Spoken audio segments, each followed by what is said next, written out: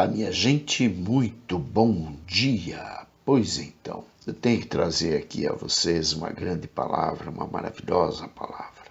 Então orou Ana e disse: O meu coração se regozija no Senhor. A minha força está exaltada no Senhor. A minha boca se ri dos meus inimigos, porquanto me alegro na tua salvação. Não há santo como o Senhor, porque não há outro além de ti, e rocha não há nenhuma como o nosso Deus. Não multipliqueis palavras de orgulho, nem saiam coisas arrogantes da vossa boca, porque o Senhor é o Deus da sabedoria e pesa todos os feitos na balança. O arco dos fortes é quebrado, porém os débeis cingidos de força. Os que antes eram fartos, hoje se alugam por pão, mas os que andavam famintos não sofrem mais fome.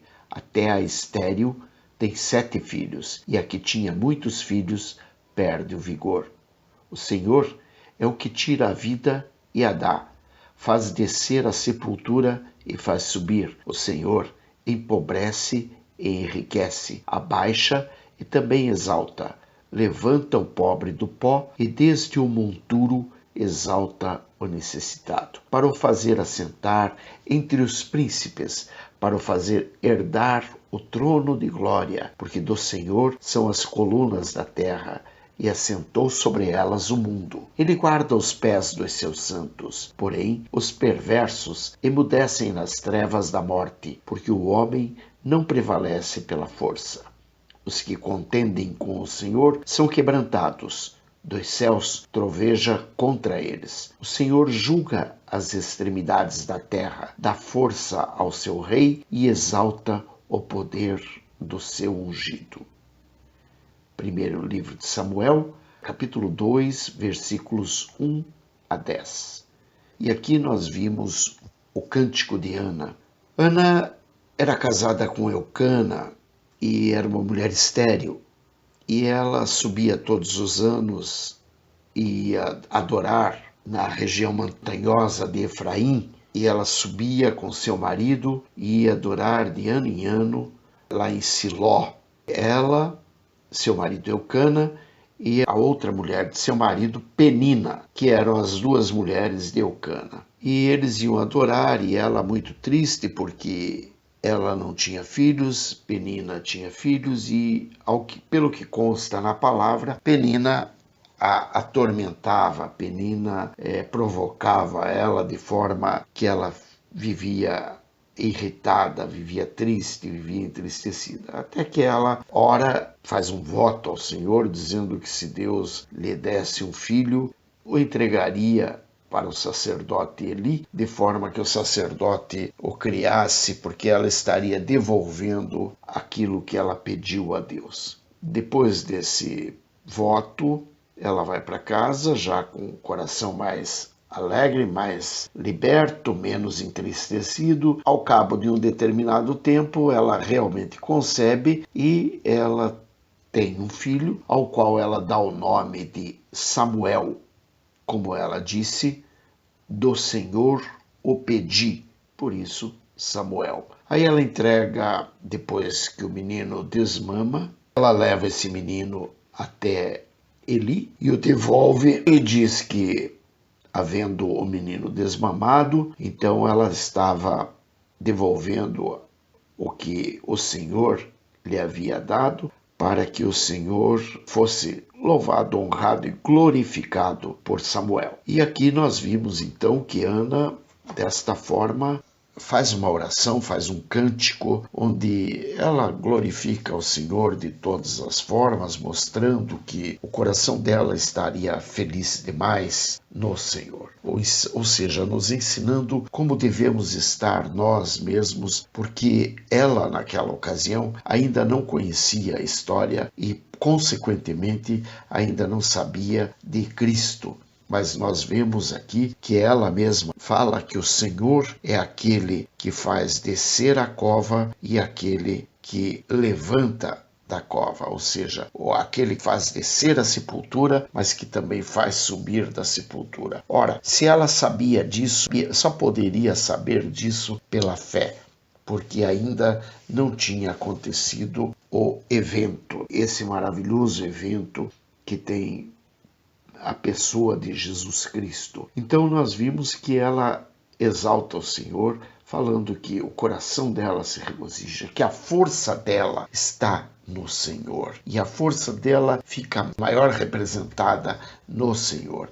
Acaba por se rir dos seus inimigos, de todos aqueles que se riem dela, daqueles que a provocam a ira, daqueles que a atormentam, porque ela se alegra na salvação que lhe dá o Senhor. E temos que repetir, ela ainda não sabia do Senhor Jesus. Ela ressalta também que não há santo como o Senhor, porque além de não haver nada além de Deus, porque não há outro além dele, rocha nenhuma haveria como o nosso Deus. Ou seja, ela começa a mostrar a gente o quão grande e o quão além ela foi na sua visão, porque ela tem a visão daquilo que vai acontecer muitos anos depois com a vinda de nosso Senhor Jesus Cristo, porque rocha é Jesus, o Cristo de Nazaré. Não há outro além dele e não há quem desça a cova e volte da cova além daquilo que ela prenuncia neste cântico.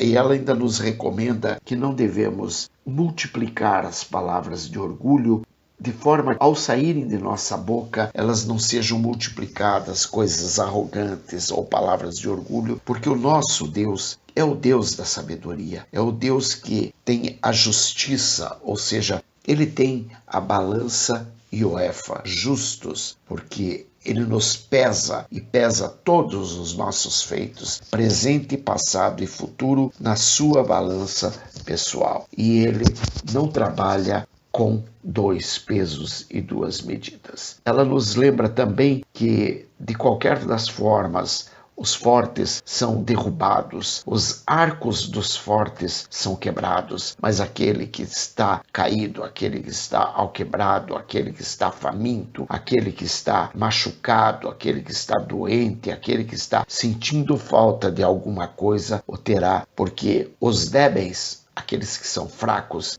ele os exalta e os qualifica com a força do seu poder. Aqueles que antes estavam fartos, porque tinham muita comida, muito dinheiro e tal, acabam por se alugar, acabam por ir trabalhar a preço de pão, ou seja, trocando a sua vida pelo pão de cada dia. E aqueles que andam famintos já não têm mais fome.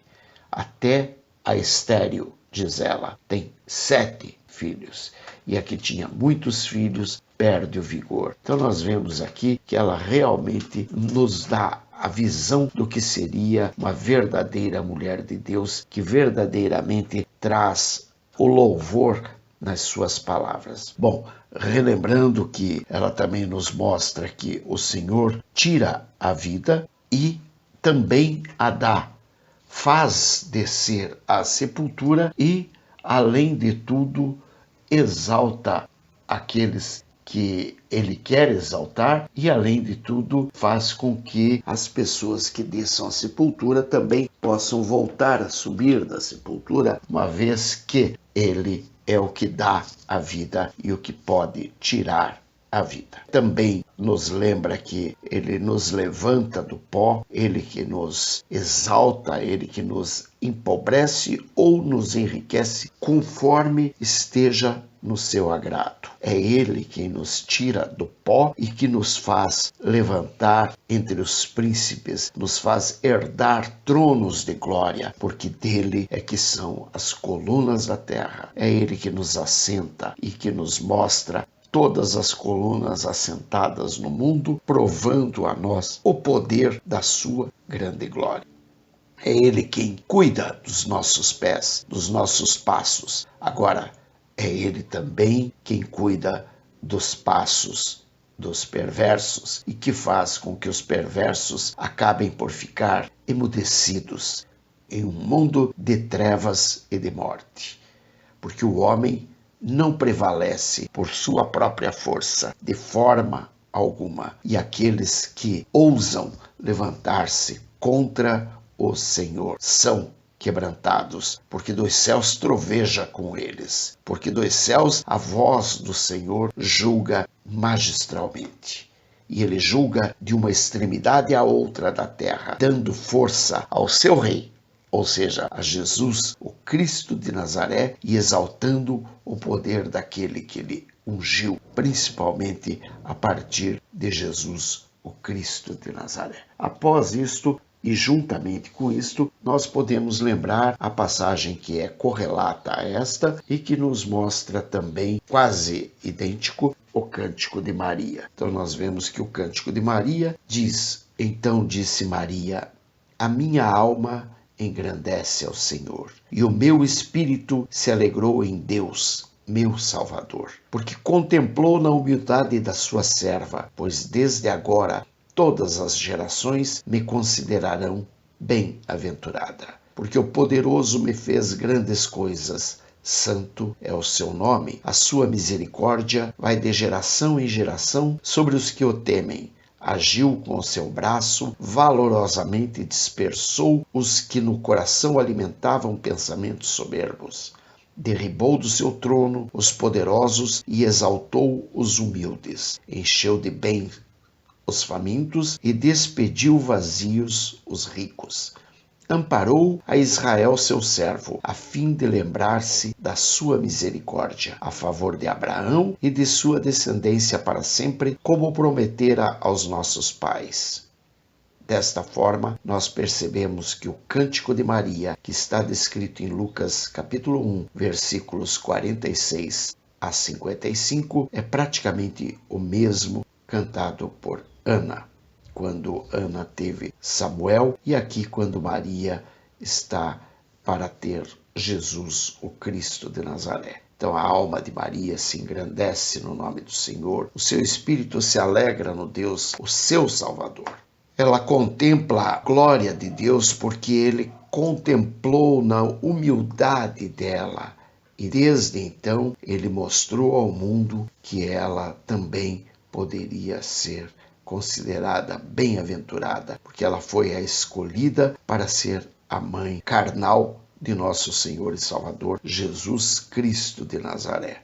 Bom, o que nós vimos aqui é uma palavra que dá para nós pensarmos bem, meditarmos bastante. Afinal de contas, com tudo isso, nós vimos a glória e a majestade do Deus de Abraão, de Isaque e de Jacó. Desta forma, que o Senhor fale em seu coração e lhe traga cada vez mais a paz, o amor e a misericórdia para ti e para tua casa. Que você seja resgatado. Em nome de Jesus. Aleluia.